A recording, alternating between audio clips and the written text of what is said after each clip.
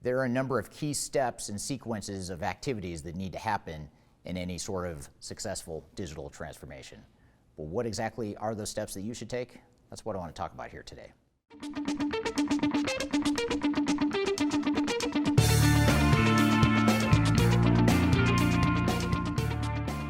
My name is Eric Kimberling. I'm the CEO of Third Stage Consulting. We're an independent consulting firm that helps clients throughout the world reach their third stage of digital transformation success. And in order to be successful in any sort of digital transformation, there's a number of key work streams and key activities that need to happen, and they need to happen in a certain order and sequence throughout a transformation. So what I want to do today is talk about what those steps and major phases of a project are, and also at the end of this video, I'm going to talk about the most important activities, which are actually activities that run in parallel with the major steps in the process. So be sure to stay tuned to the end to hear that section. And by the way, a lot of this information I'm going to cover here in today's video is something you can find in our Digital Transformation Report. It's an annual report that we publish each year that highlights a number of best practices related to digital transformations and software implementations. And it also includes a number of independent reviews and rankings of different types of technology that might help enable your digital transformation. So I encourage you to check that out. I've included links to that below. Now, although I'm going to talk about these different steps today in sequential order, there's also a movement in the digital transformation space that's moving more towards an agile project-based approach. And what agile is essentially removing the sequential nature of some of these activities and putting them more in parallel. So you're able to deploy technology and get value faster out of the technology. Some organizations, however, will still go through more of a sequential step-by-step. Others will do more of the parallel agile approach. But whatever approach you're taking, even if it's agile, these are the major steps and sequences that need to happen in any sort of digital transformation. The first step in any successful digital transformation is the technology evaluation. And even though it's a first step, it's actually a pretty robust and complex first step. The reason for that is because there's a lot of different technologies available in the marketplace. You have ERP systems, which are enterprise-wide, enterprise resource planning systems. You have CRM or sales automation types of technologies. You have HCM or HR types of technologies, supply chain management technologies, best of breed, business intelligence, all these different solutions that organizations can be using, but obviously they're not going to use them all. So this technology evaluation step in the process is really important. And in our digital transformation report that I mentioned a moment ago, you can find more details of how to go about the software evaluation process, but I'll summarize it here in the meantime. One of the key foundational aspects of a technology evaluation is defining what your business requirements are. So what is it that you want to be able to do as a business in this future state? And not only are you identifying what those business requirements are, but you're also prioritizing those business requirements. And then the other most important step in the tech evaluation phase of the project is to identify what potential systems you should be evaluating. Now, with dozens, if not hundreds, of different enterprise technologies available in the marketplace, it's not feasible that you're going to get a full evaluation of all those different technologies, nor should you, because many of those systems just aren't going to be a good fit for your organization. So the key here is to identify a short list of technologies and do a deep dive into those short lists of technologies. And for more tips on how to get there, how to get to that short list and how to streamline your tech evaluation process, I've included in my YouTube channel other videos that talk about the software evaluation process in more detail. So I encourage you to check that out as well. Now, once we've evaluated and selected the best technology or technologies for our organization, the next step is to start designing that software. So in other words, we take our business requirements that we defined during the evaluation phase, and we build on those requirements to define further definition of what our business processes will look like, what the more detailed business processes will look like, and ultimately that acts as a sort of blueprint for the design of technology. Now, here's where we're really bridging the gap between business needs and technology needs. So in the design phase, the technologists or the technical implementers will take those business requirements and translate them into technology requirements, into meaningful technical specifications that they can then use to configure and maybe even customize or develop the software in a way that's going to best support the business. Now, typically at the end of the design phase, you're going to have a milestone or a sign-off point where the technical implementer or the technologist will ask the business to sign off on the requirements and the technical specifications that have been defined. And so that's an important milestone. You want to make sure that you get that sign off and that you're all on the same page and you have approval before you move into the build phase. So once we have alignment on the design of the technology, now we start building it. And this is where the technical implementer will do the wrench turning. They'll do the configuration, the customization, anything they need to do to actually build that software and to really turn it into something that's workable and that meets the business and technical requirements that have already been defined. Now, this is actually a fairly complex process, especially if you're evaluating enterprise-wide technologies or technology that impact multiple functions and diverse parts of the business. Because now we need to configure the system and make sure we understand not only how steps work within the system, but how each of those steps affect and impact other parts of the system. So we're building, but we're not just building individual building blocks. We've got to put it all together into a workable solution from end-to-end business processes. So this build phase is very important, and this is where the technical competencies become most important, and this is arguably the most technical part of the entire implementation. Now, once we've built the software, then we need to test it. And there's actually multiple iterations of testing. The first two iterations are more technically focused, and the third one that I'll mention is more business focused. So the two technically focused iterations of testing are first the unit testing, as it's commonly called. And unit or software testing is basically just confirming that the way the software was built or meant to be built actually works the way that it should. So we're looking at a specific transactional workflow in one tiny segment of an end-to-end business process and making sure that that workflow works the way it needs to from a technical perspective. Once we've tested and validated that each of these individual building blocks of the process are working appropriately, then we have to look at integration testing. So this is where we look more to the end-to-end business processes to make sure that all these different pieces tie together and flow together and integrate together throughout the process.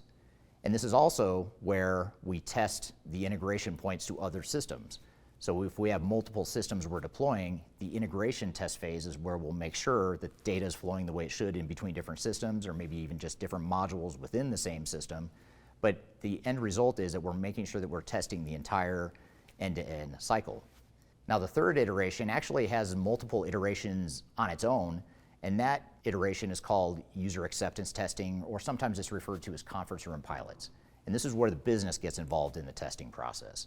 And the business is not just testing to make sure the technology works, because presumably that step is already being completed by the technologists in the first two testing phases that I talked about, but instead they're looking at, does this work for the business? So in other words, we know that the software works technically, but does it work and align with what the business needs are? So this is a great opportunity to validate that the business requirements are being met, to identify exceptions or workarounds or things that might break the process the way it's designed right now. And it's really a way to also gain ownership and buy-in into the process and get the business involved, so this isn't just an IT project. We have the business involved in the testing as well. So throughout all three phases of testing, one thing that's really important to have in terms of deliverables are test scripts. So these are scenarios that are laid out, common business scenarios, end-to-end business processes and workflows that people can follow during the testing process and document what's actually happening. So we're going step by step, much like a training manual, and we're identifying and documenting how the process works, what the inputs are, what the outputs were, what the end result was, where any issues or deficiencies are in the process. And that's a way to capture issues and potential problems in the testing cycle so that the developers can go back and fix whatever it is they need to fix, and then you go through the testing cycle again to confirm that it works then.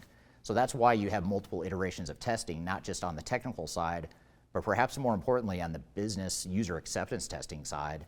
You want to have multiple iterations so you have plenty of time to capture and address some of those issues that are inevitably identified in most, if not all, user acceptance testing. Now, the next step in the process is go live. This is where we flip the switch and we go live. We start using the new technology. And this is really important for a number of reasons. One is because this is the culmination of all the work that's been done throughout the entire digital transformation. But secondly, this is where we learn whether or not our efforts have been successful.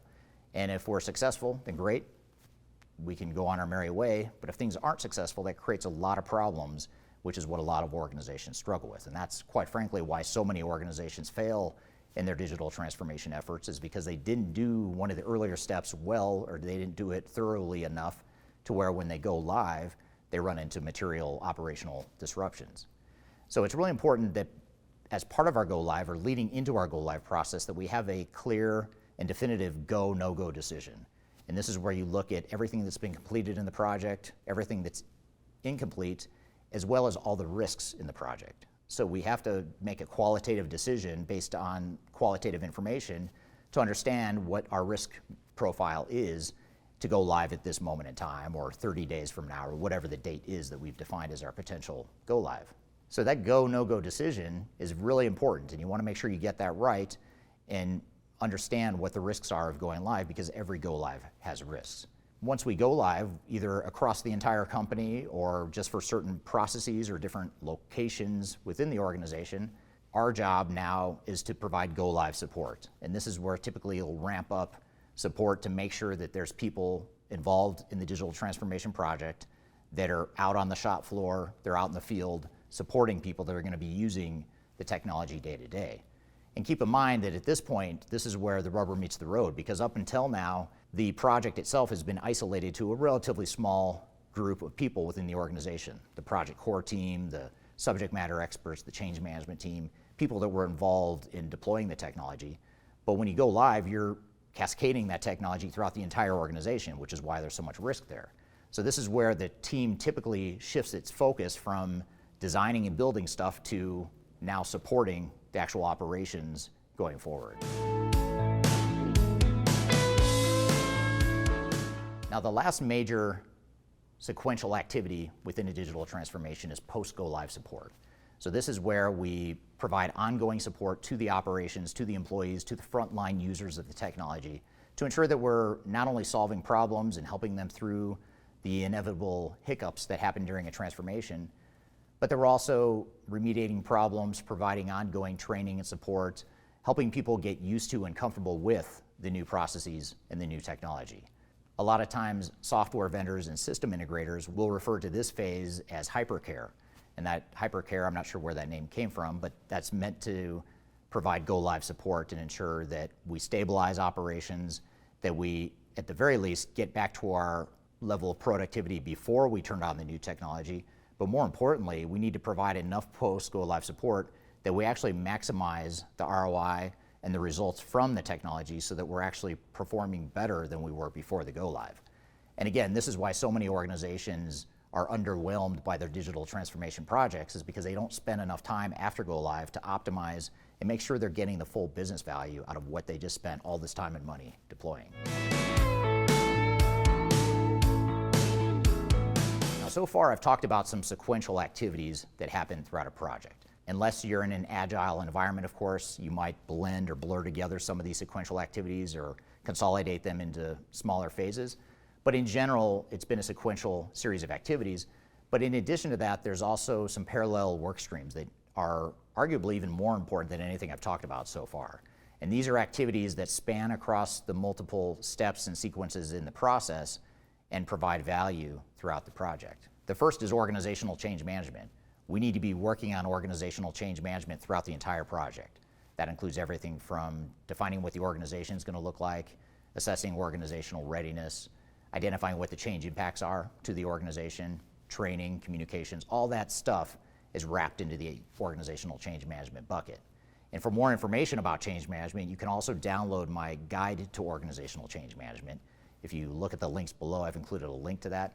And it's a great way to unpack change management and understand what that is in more detail. Another parallel work stream is process improvement. So along the way, we need to be defining what our future state operating model and future state business processes are going to be. And we also want to identify what our business process improvements are going to be. And we need to be deploying those process improvements. A lot of people think that just by deploying technology, you've improved your process. But really, all you've done is provided a tool to potentially improve your process. We need to roll out that process and change our process to fit the technology so that we're aligned and that we actually get the value we expect to get. And then there's architecture and data. So anything to do with architecture, which essentially relates to multiple systems and how they integrate, how they tie together, and how data flows throughout the systems, is a really important work stream. And if you think about it, one of the biggest assets in a digital transformation is the data and the results and the outputs you get from the technology. And if you don't have good data, you don't have good architecture and integration, you're not going to be able to achieve that goal. And finally, you have quality assurance. And quality assurance is really a program management, sort of a risk mitigation tool that's meant to ensure that the project is not only completing the steps in the process that I've described, but that you're completing the steps in the process in a way that meets quality standards and industry standards for digital transformations. And more importantly, you're making sure that the steps and the sequences that I've talked about result in an output that aligns with what it is you expected to get out of the technology. And for more information about what quality assurance is, I actually have a quality assurance framework that I'll share with you. And I've included a visual of it here in front of you, but you can also download this framework with the links below, along with the other materials that I've described so far. So these are the major steps in a digital transformation. They're also the major parallel work streams that need to happen to ensure that your digital transformation is successful. And I encourage you to download our digital transformation report, which includes a number of best practices, lessons learned, and technology evaluations and reviews to help you with your digital transformation. And I've also included a number of other resources below, including some of the resources I've already mentioned in this video, as well as others. So be sure to check the description field below for links to those resources. So I hope you found this information useful and hope you have a great day.